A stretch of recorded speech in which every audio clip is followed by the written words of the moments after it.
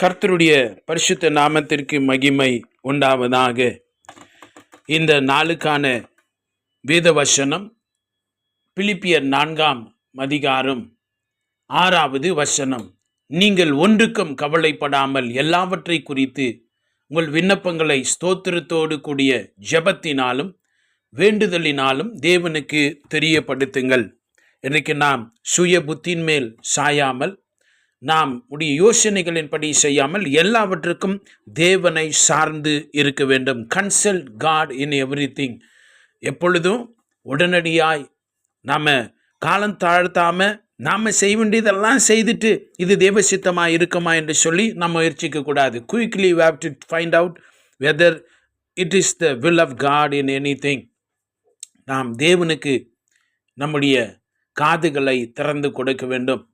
தேவனுடைய வழிகளிலே நம்முடைய ஆலோசனைகள் இருக்கிறதா என்பதை நாம் தெரிந்து கொள்ள வேண்டும். நாம் ஒவ்வொன்று காரியங்களை செய்கிற பொழுது இது தேவனுடையதிலிருந்து வந்திருக்கிறதா, இது தேவன் தான் என்னை இந்த இடத்துல கொண்டு வந்து வைத்திருக்கிறாரா, இந்த தீர்மானத்தை நான் எடுக்கலாமா, வாழ்க்கையில் விதமான முடிவுகளை எடுக்கலாமா என்று சொல்லி ஒவ்வொரு முடிவுகளிலும் நாம் தேவனுடைய ஆலோசனையை சார்ந்திருக்க வேண்டியது அவசியமாக இருக்கிறது. இன்றைக்கு அநேக கிறிஸ்தவ பிள்ளைகள் செய்கிற ஒரு காரியம் என்னென்று சொன்னால், அவருடைய இஷ்டம் போன்று எல்லாவற்றையும் செய்த பின்பு இப்பொழுது என்ன தேவ சித்தம், இப்போ என்ன இருக்கும், நம்ம ஜெபம் பண்ணலாம், சொல்லுங்க கேளுங்க என்று சொல்லி சொல்லுகிற அநேகரை நாம் பார்க்கிறோம். அது மிக தவறு என்று வேதம் சொல்லுகிறது. நாம் நீதிமொழிகளிலே படிக்கிற பொழுது 3:5-6 நாம் பார்க்கிறோம். நாம் மிக ஜாக்கிரதை உள்ளவளாய் தீர்மானம் செய்கிற பொழுது மிக கவனம் உள்ளவளாய் இருக்க வேண்டும் என்று அந்த வார்த்தை சொல்லுகிறது.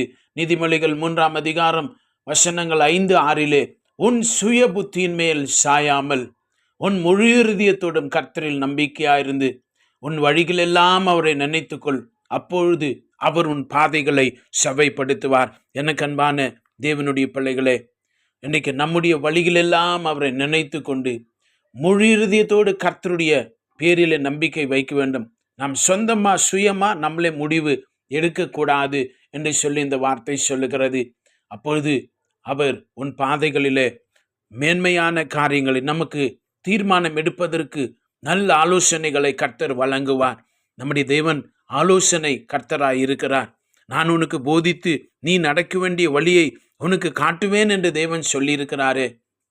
இந்த தேவனை சார்ந்திருக்கிற விதம் எப்படி என்று சொன்னால், இது ஒரு சம்பந்தமாக இருக்கிறது. இது உறவை பற்றினதாய், நம்முடைய உறவு அவரோடு பந்தத்தில் இருக்கிறதை கொண்டு நாம் அவரை சார்ந்து நிற்கிறோம். சும்மா ஏனோதானோ என்றல்ல, நாம் அவரை நேசிக்கிறபடினாலே, you are in fellowship with God, நீங்கள் தேவனிடத்தில் ஐக்கியம் கொள்ளுகிறபடினாலே நாம் அதை செய்ய வேண்டியது அவசியமாக இருக்கிறது.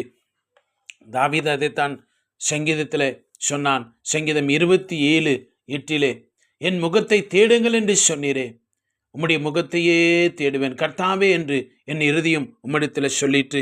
எனக்கு அன்பான கர்த்தருடைய பிள்ளையே, உங்களுடைய வாழ்க்கையில் என்றிலிருந்து ஒரு தீர்மானம் எடுங்க. நான் சுயமாக சின்ன காரியமாக இருந்தாலும் பெரிய காரியமாக இருந்தாலும் எனக்கு விருப்பமானபடி நான் எதையும் செய்ய மாட்டேன். எதுவாக இருந்தாலும் ஏசப்பாட்டத்தில் கேட்பேன், ஏசப்பா இது உங்கள் சித்தமா, இது உங்களுக்கு விருப்பமா, நான் இந்த வழிகளில் போகலாமா, எனக்கு ஆலோசனை தாங்க, என்னை நடத்துங்க, பரிசுத்த ஆவியானவரே என்னோடு பேசுங்க என்று சொல்லி நம்ம ஒப்பு கொடுத்து வாழுகிற ஒரு வாழ்க்கைக்குள்ளே கடந்து வர வேண்டும். அதுதான் அந்த பிலிப்பியர் நிருபத்தில் நாம் வாசித்தோம் 4 எல்லாவற்றையும் நாம் தேவனுக்கு தெரியப்படுத்த வேண்டும். நம்ம யாரிடத்துல சொல்லுவோம், யாரிடத்துல ஐக்கியமாக இருக்கிறோமோ அவங்களிடத்துல தானே சொல்லுவோம். யாரிடத்துல நெருக்கமாக இருக்கிறோமோ அவங்களிடத்துல எல்லாத்தையும் சொல்லுவோம் இல்லை. அதே போல தான் ஏசப்பா சொல்கிறாரு. பிலிப்பியருக்கு எழுதின அந்த நிருபத்தில் இந்த வார்த்தைகள் நமக்கு சொல்லுகிறதை நாம் எப்பொழுதும் கவனத்தில் கொள்ள வேண்டும். ஒன்றுக்கும் கவலைப்படாமல் எல்லாவற்றை குறித்து, எதையும் சின்னதாக இருக்கட்டும் பெருசாக இருக்கட்டும், எல்லாவற்றை குறித்து உங்கள் விண்ணப்பங்களை ஸ்தோத்திரத்தோடு கூடிய ஜெபத்தினாலும் வேண்டுதலினாலும் தேவனுக்கு சொல்லுகிற பழக்கத்தில் வாங்க. நம்மளே மூடி மறைக்கக்கூடாது. மனசில் போட்டு நிறைய பேர் யாருக்கும் சொல்லாமல் இருப்பாங்க. ஏசப்பாவிடத்தில் சொல்லுங்கள் உங்களுடைய கஷ்டங்களை, உங்களுடைய நிலைமைகளை, உங்களுடைய போராட்டங்களை, உங்களுடைய வியாதிகளை, உங்களுடைய கஷ்டங்களை. அவர் எல்லாவற்றையும் லகுவாக்குவார். உனக்கு சுகம் தருவார், உனக்கு பலன் தருவார். இந்த வார்த்தைகளை கேட்டுக்கொண்டிருக்கிற உங்களை ஒவ்வொருவரையும் தேவன் தம்முடைய கரத்தினாலே மூடி இந்த நாளிலே வழி நடத்துவார். ஜெபிக்கலாமே. பரிசுத்தத்தின் பிதாவே, நீதி உள்ள தேவனே, எங்கள் ஜெபம் கேட்கிறவரே, எமக்கு நன்றி சொல்லுகிறோம். இந்த வார்த்தைகளை கேட்டுக்கொண்டிருக்கின்ற பிள்ளைகள் ஒவ்வொரு மீதும் இந்த காலையில கரங்களை வைப்பீராக.